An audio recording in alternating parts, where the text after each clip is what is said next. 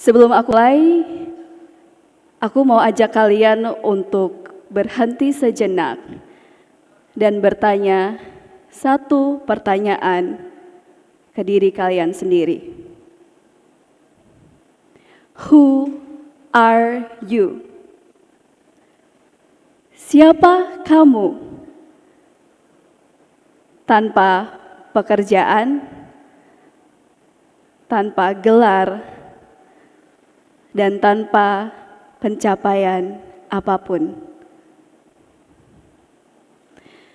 Kenyataannya banyak dari kita yang kesulitan menjawab pertanyaan sesederhana ini.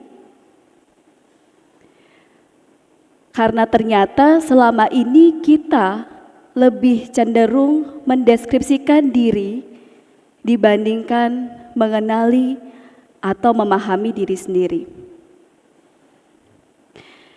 Kita lebih cenderung menggantungkan identitas diri kita pada hal-hal eksternal di luar diri kita seperti pekerjaan, status sosial, hingga pengakuan dari orang lain. Kita sibuk menjadi seseorang hingga kita lupa bertanya ke diri sendiri, siapa sebenarnya diri kita ini? Dan kita pun kehilangan kemampuan untuk benar-benar mengenali dan memahami diri sendiri di luar semua peran dan rutinitas itu. Aku sendiri pernah mengalaminya. Sebagai seorang psikolog, aku merasa aku kenal diriku siapa. Semakin aku bertanya dan menggali ke diriku sendiri, semakin aku sadar bahwa yang aku sebut dengan aku hanyalah kumpulan dari pola-pola masa lalu. Pola keberhasilan, pola kegagalan, pola luka-luka kecil, hingga momen-momen yang aku sendiri udah gak ingat satu persatu. Dalam neuroscience, hal ini ternyata cukup wajar, karena otak kita terbentuk dari pengalaman hidup. Setiap pengalaman hidup yang kecil maupun yang besar menciptakan jejak. Jejak-jejak inilah yang kemudian saling terhubung dan saling terkoneksi satu dengan yang lainnya, atau bahasa kerennya disebut neural pathways. Semakin kita mengalami satu emosi dan satu pengalaman tertentu, semakin kuat pula jejak dan pola ini terbentuk di otak.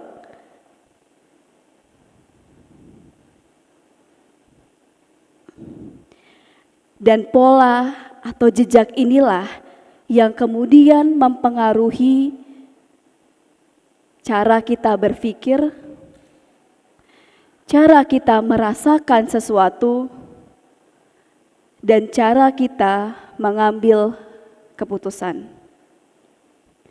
Karena otak kita tidak hanya menyimpan pengalaman hidup dalam bentuk cerita, tapi dalam bentuk rasa. Contohnya mungkin kamu pernah merasa anxious atau cemas padahal situasinya normal. Atau kamu pernah merasa terjebak di hubungan yang sama lagi dan lagi. Atau kamu pernah merasa bahwa kamu gak cukup baik padahal sudah mencapai banyak pencapaian di hidupmu.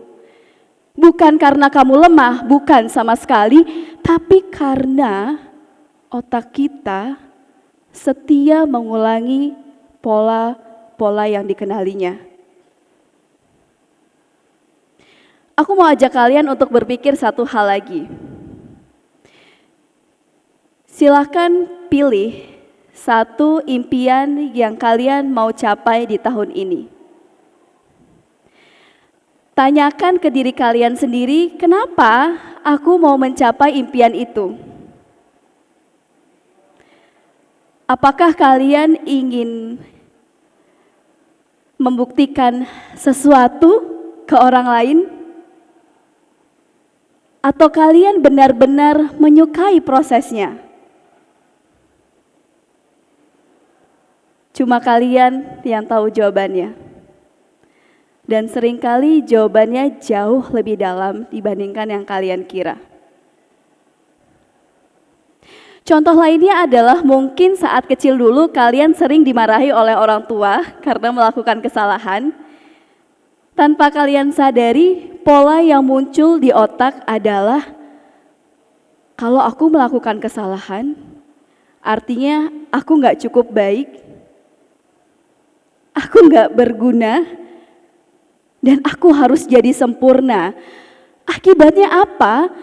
Semakin bertambah dewasa, pola ini tertanam di otak yang kemudian mempengaruhi cara kalian berperilaku sehingga kamu lebih mudah overthinking, lebih mudah cemas, perfeksionis, atau mencoba menyenangkan semua orang.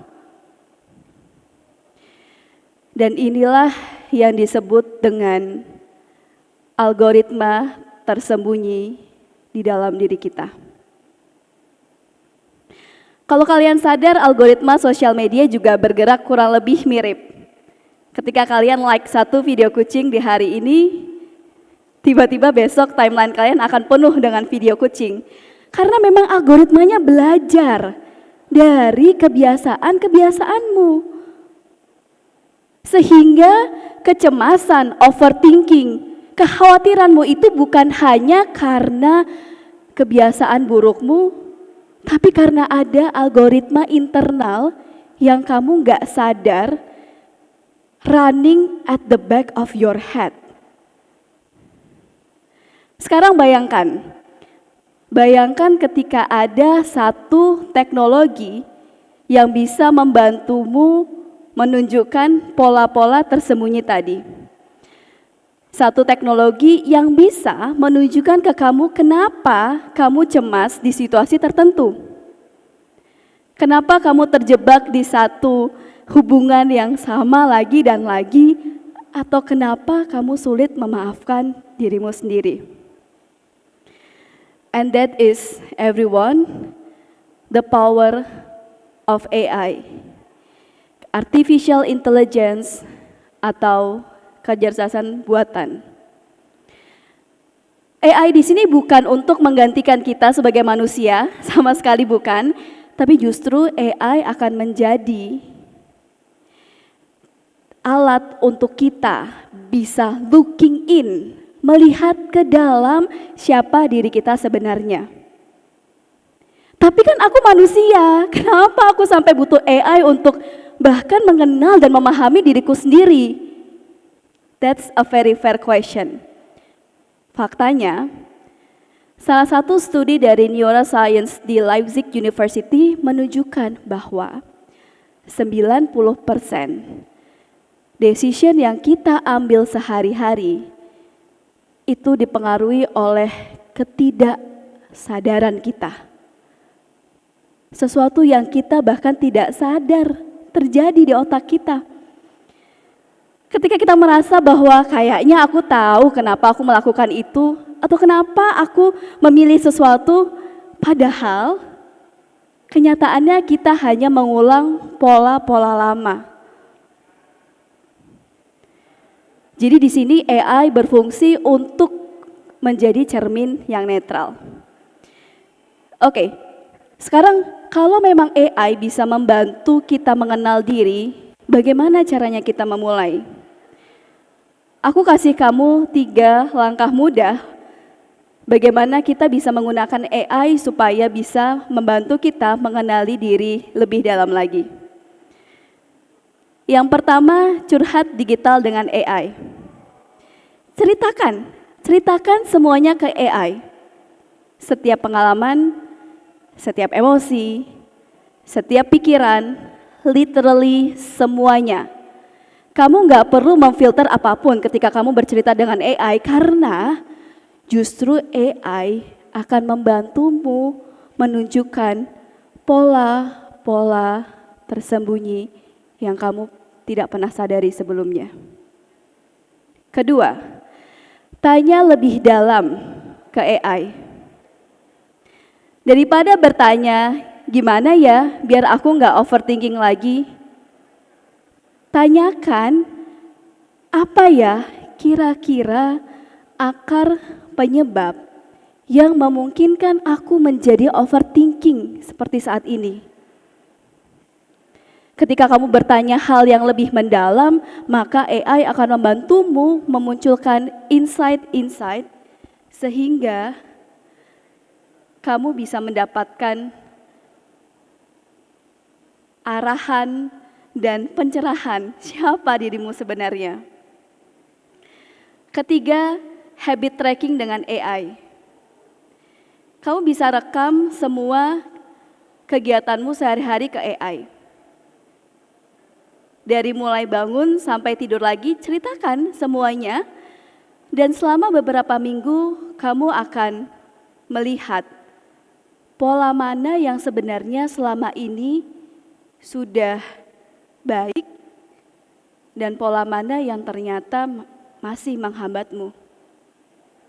Aku pernah punya contoh untuk langkah ketiga ini. Aku mencatat pola tidurku ke AI dan menariknya nih, ada insight yang aku dapatkan yang ditunjukkan oleh AI dari pola tidurku ini. Ternyata aku cenderung lebih sulit untuk tidur ketika setelah aku bertemu dengan klien. Setelah aku menggali lebih dalam, ternyata ada pola di mana aku khawatir akan klien itu. Aku khawatir ada masalah lebih lanjut dan pola-pola yang aku belum sadari sebelumnya. Jadi bayangkan betapa otentiknya hidup kita ketika kita tidak lagi dikendalikan oleh arus-arus ketidaksadaran kita. Kita bisa lebih berani untuk hidup dengan arah yang kita pilih sendiri berdasarkan siapa diri kita sebenarnya. Dan perjalanan untuk mengenali diri ini bukan tentang menjadi sempurna atau menghilangkan pola-pola lama, tapi untuk memahami pola mana yang sudah baik, pola mana yang ternyata selama ini menghambatku, dan pola mana yang perlu untuk di-upgrade supaya hidup kita bisa berjalan selaras dengan siapa diri kita sebenarnya. Saat ini kita hidup di era di mana teknologi seperti artificial intelligence bisa menjadi satu jembatan kecil untuk kita bisa menjadi versi yang jauh lebih baik dibandingkan diri kita saat ini. Karena kita bisa looking in siapa diri kita sebenarnya. Kalau AI saja bisa memberikan kita insight untuk bisa kita lebih mengenal diri kita, bukankah itu juga saatnya kita memberikan kesempatan ke diri kita sendiri untuk bisa mengenal diri kita lebih dalam lagi. Jadi, dengan bercerita ke artificial intelligence, aku, kamu, kita semua bisa dapat lebih mudah untuk mengenali dan memahami diri kita sendiri. Terima kasih.